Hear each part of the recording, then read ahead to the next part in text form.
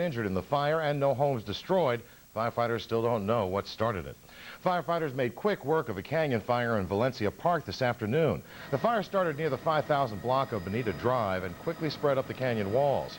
Several homes in the area were threatened, but firefighters were able to stop the flames before any property was damaged. It took 3 engines about a half hour to put out the fire. No one was injured, and the cause of the fire is under investigation. Homicide investigators interviewed Ruth Cox a second time today about the circumstances surrounding the death of his wife. Ernest McCoy Cox returned home this afternoon for the first time since finding his wife's body, Ruth Cox, yesterday.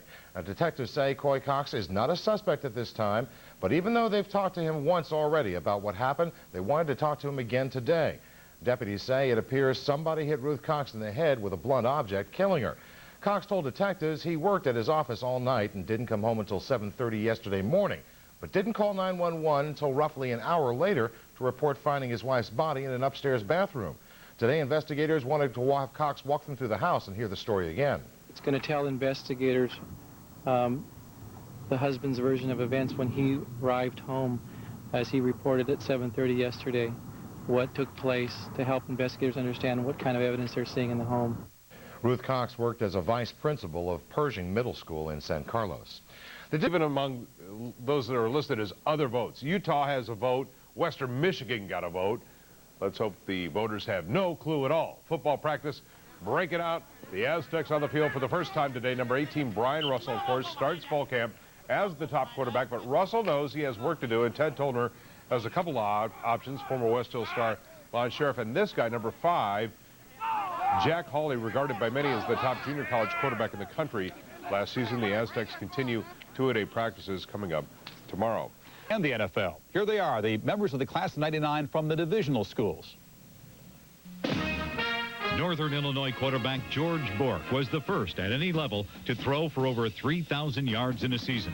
The two-time first-team All-America was such a talent that Northern Illinois head coach Howard Fletcher installed a formation to showcase Bork's ability. It was called the shotgun. When Center College in Kentucky is mentioned, the name Teal Brunner automatically comes with it.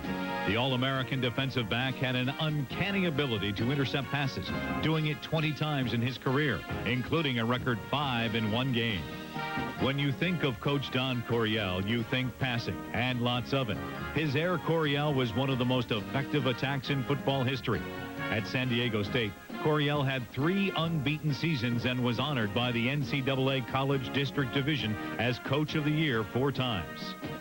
Eastern Kentucky's George Floyd picked off 22 passes over a 4-year.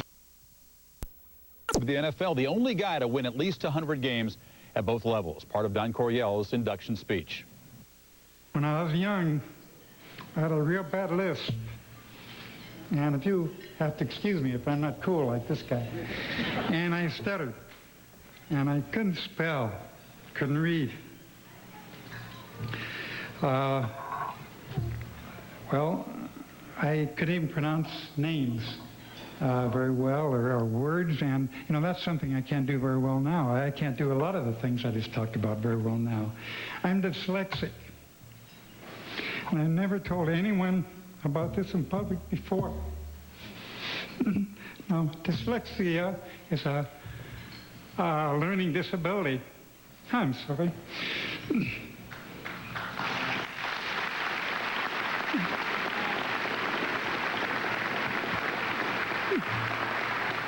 Without playing high school football, I probably wouldn't have gone to college.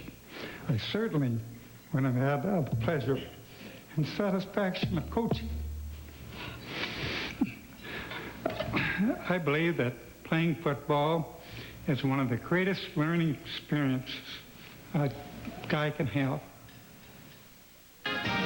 Coming up next, we'll visit with Jim McMahon. Is he the best of the all-great BYU quarterbacks? Maybe we'll ask him that. The numbers say he just might be. New Hall of Famer, Jim McMahon. He's cut 14 players today. The big news, Craig Wheelahan is out, gone, dumped by the team, and Ryan Leaf is in. Leaf was not placed on the injured list, and at the moment he is the team's number 3 quarterback. We think that, you know, when healthy, he should be in our top 3 quarterbacks.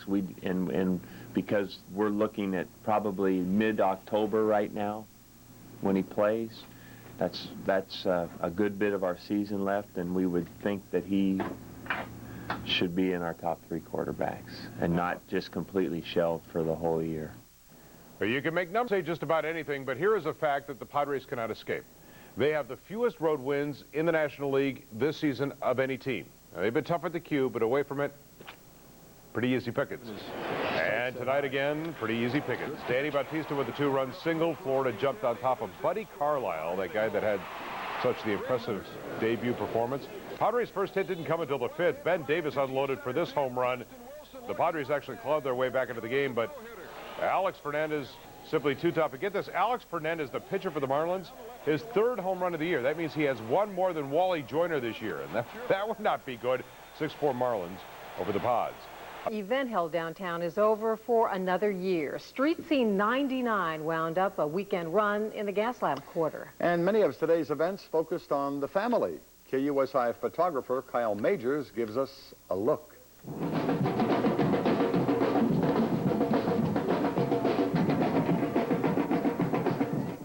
This is great. Lots of kids. They're all having fun. Cheaper for the kids, but sorry, man. No deal for you. Yeah, we brought our kids down here to just kind of hang out. It's a sunny day. Perfect weather, and the parade was fun. The kids had fun dancing with the parade. We went to Volkswagen and got hats and face painting, and just walked around, watched the still people.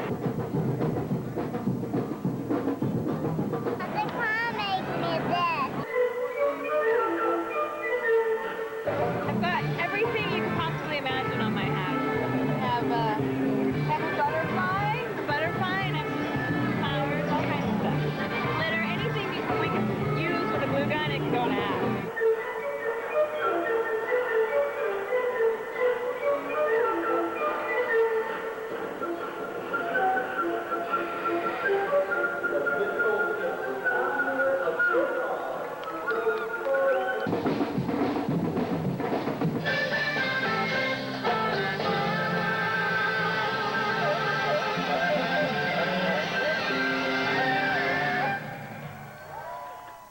It was Ray Charles who closed the big 3-day event tonight. Street Scene promoters estimate between 75 and 80,000 people crowded the Gaslamp district, but it was worth it to hear music like this.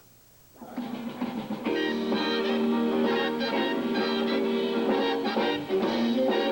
right. A 10-room house with barbecue and 50 chicks down over 22.